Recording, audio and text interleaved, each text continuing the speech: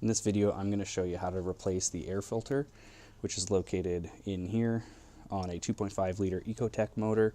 This is found in a 2015 Malibu. This would work on any of these vehicles that have this motor, or even the 2.4 liter. It'll be very similar. So to start out, the tools you're going to need is just a Phillips screwdriver, the larger size, and some side cutters. We'll use the screwdriver first. Just going to go around the box and undo all of these screws. I think there's 2 on each side, with the exception of this side, which is held in by some clips. So I'm just going to go and undo those now.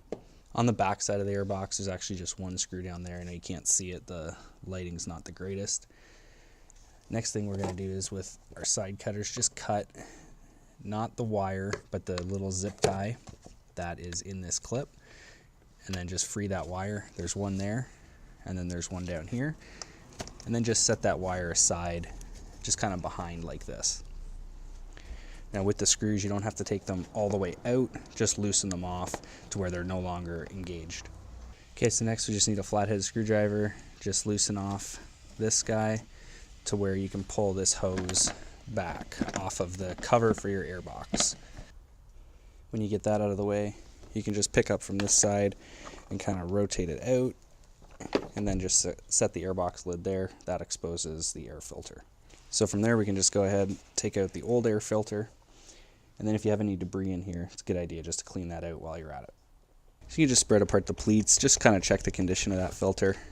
This one's pretty dusty. GM recommends you do this every 45,000 miles or 72,000 kilometers. So I'm going to go ahead and replace that, and I'm going to use a K&N air filter to replace with. So K&N makes the claim this is going to increase horsepower and acceleration just because it's going to let air through easier. So these are oiled filters. They have metal and then just some cotton pleats, I think, in there, or fabric pleats, whereas these ones, you know, they're not going to let air through as easily.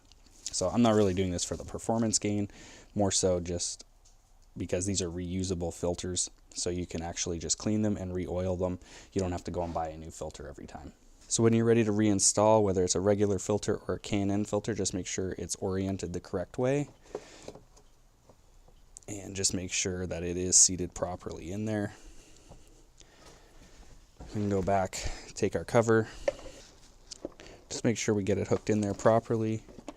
Just watch that hose and the wire for your MAF sensor.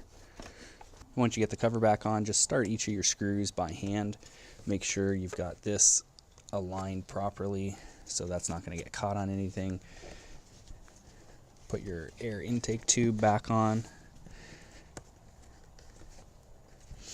Okay, and then you can go ahead, tighten up those screws, and then tighten up that worm clamp gear there. Okay, so that's everything back together. You should go ahead and replace these zip ties here. You're probably going to have to replace the entire thing. It looks like they're one assembly. If you can't do that in a pinch, what you can just do, just orient them so they kind of cradle the cable like that, and that'll be good enough until you get that switched out.